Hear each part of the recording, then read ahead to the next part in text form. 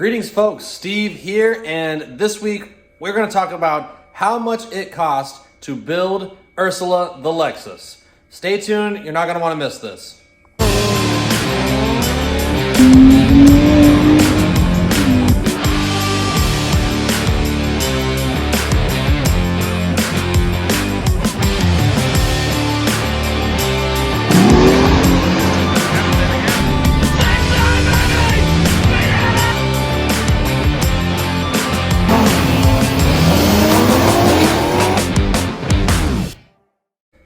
As most of you probably know, I am extremely budget conscious on any of the work that I do on these cars. They all get it cheap. We use lots of eBay parts, Amazon parts, and the idea is to keep cost as low as possible. It's really easy to get up in the thousands and thousands of dollars when you're modifying engines and transmissions and powertrain management systems, but that is not what this channel has been about. We have been about building a fun car that we can that allows us to participate in racing activities, competition, and just go to the track and have fun with the friends. And that's exactly what we've been doing. So let me just show you how good we did on the Lexus. This is going to be a total breakdown of the cost to assemble the car as it is. I'm not going to be throwing in cost of maintenance. I'm not going to be throwing in cost of repairing things that were done. Basically, a full build sheet of its current setup and what that cost. So the saga of Ursula actually began long before we ever actually had the car. Me and Matt had set out to find an engine that would be a good fit for the Z. And we, knowing that the IS300s had the 2JZ engine in it, we did just that. We did find a deal on Craigslist. It is a 2001 IS300 that's been wrecked in the back. Running, driving car. 2JZ GE engine in it with the VVTi and an automatic trans. Damn, look at this Lexus, dude. Bitch is clean. I mean, not that part. But dude, this thing has a top-notch engine and tranny in it. So we picked this car up for $600 and immediately found a buyer who wanted the fenders, the bumper, the hood, the headlights, and got nearly all the $600 back for these body panels. Then sold the cats, and then got $100 for the body for scrap metal. So we basically got a free engine. We pulled it out of the car, got it built up and ready to go, built a wiring harness, and did everything we needed to do to have this thing ready to drop in whenever the time comes. Although it was supposed to be going in the Datsun, that's not how things would play out. Tore the engine apart, put some used GTE rods and pistons in it with some new bearings and new parts where needed, new seals. And there the engine sat for over a year under a tarp in the back corner of the shop that I worked at. Then 2020 came around, and as we all know, as we all went through, COVID happened. Stuff got really weird, tracks closed down, vendors, businesses, like everything was really uncertain. So at this point, we made the decision to find a second car that we could race. All right, so we are out and about today. Of course, it's quarantine, week 3, everything's closed, and we haven't been racing in weeks. But one thing that we're kind of out and about doing right now is looking for possibly our next race car to add to the fleet. It is, what day? Monday. It's Monday, Monday, baby, the yesterday. 13th of April. Yesterday, we went driving all over Dallas looking for a new race car. We found a car and we bought it. We picked up Ursula for $2,000 even. It was a whole car, bone stock, full interior, cold AC, good registration, clear title. This was the deal of a lifetime that we probably could not have scored if not for COVID. The same thing that we pulled the 2J out of. And we're gonna throw it right back into one. 2J is going into this car, which is going to be our number 2 racing car. Woo! So really, very, very good, solid car.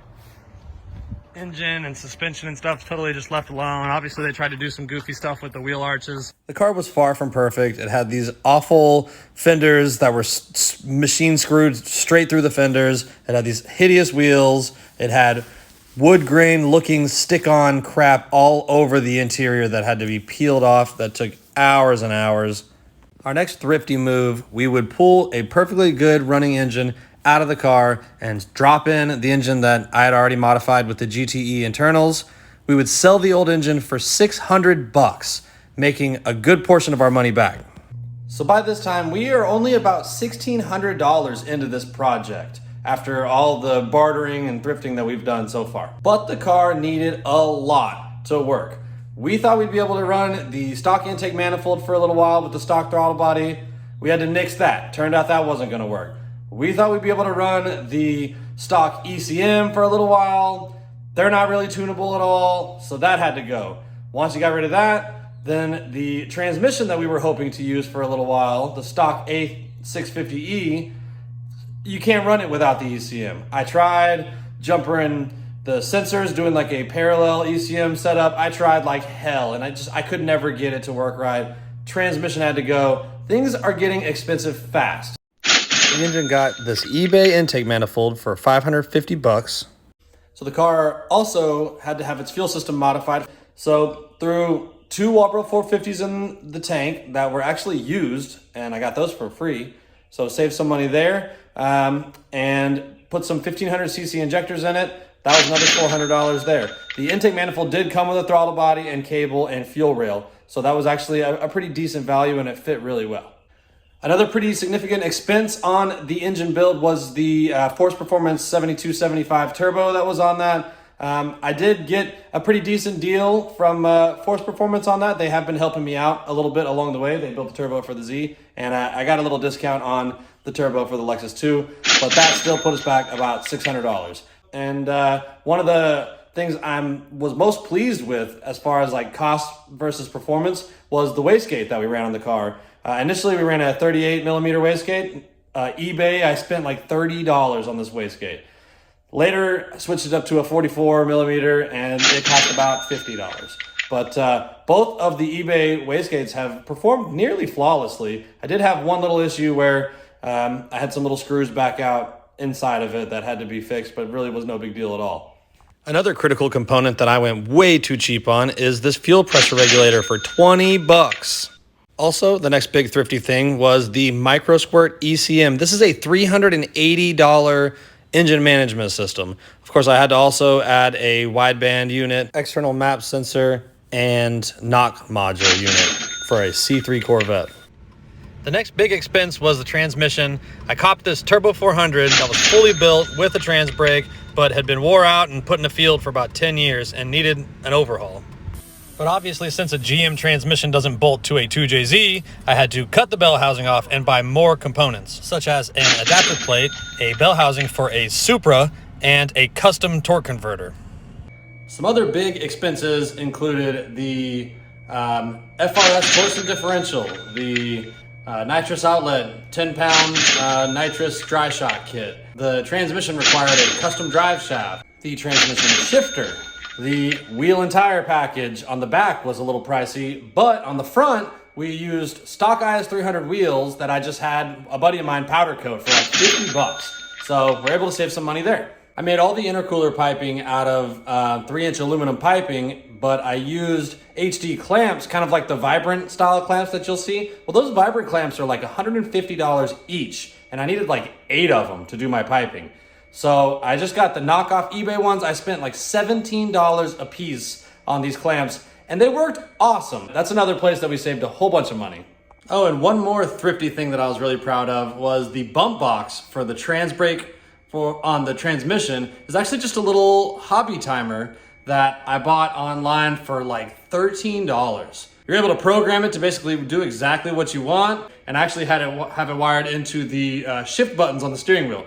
So the downshift buttons that face you apply the brake, and the upshift buttons on the back of the steering wheel actually bump in to help get staged for drag racing, get staged into the starting line. So I have been documenting the expenses the whole time. Since the very beginning, I have documented basically every single dollar that we have spent on both the Z and the Lexus. So I know exactly how much money the Lexus cost to build. And with everything combined, all the things we're talking about here, as well as every little small expense along the way that was required to make it what it is today, the grand total is $9,851. And I had to wait till my wife was deep asleep before I announced this number out loud in the garage because I cannot let her find out. But all things considered, it's a lot of car for under 10 grand. And that includes buying the car and putting tires on it and putting an engine in it, transmission, like fully built stuff. And honestly, I think that anyone picked this car up for anything around that would be a sweet deal in the event that someone was going to spend money on that kind of thing. Now, obviously, there is an insurmountable amount of labor that has gone into making that car what it is. But, you know, it's all part of the experience for me. It's all part of the journey. And I've enjoyed every minute of it so far. So here's to much more enjoyment in building and creating. And I hope you guys continue to watch and follow along. If you want more information on any of the modifications we did to the Lexus, it's all here. It's all on my channel. Scroll back. You're going to see dots and stuff mixed in there too, of course. But if you're interested in the details of the work that has been performed on the Lexus to get us our sub $10,000, I'd say it's for sure over 500 horsepower. And I honestly believe in my heart it's a 10-second car, though I haven't been able to materialize that. We just don't spend that much time at quarter-mile tracks. The car's ran a ton of 7.0s. It traps over 100 miles an hour in the 8th mile. Like, I have little doubt that this car could go out and run a 10, and hopefully it will soon. But that's all I got for you guys this week. I do want you to stay tuned. There is some changes coming to the channel coming up very soon, but make sure you like and subscribe, and I'll see you guys next week.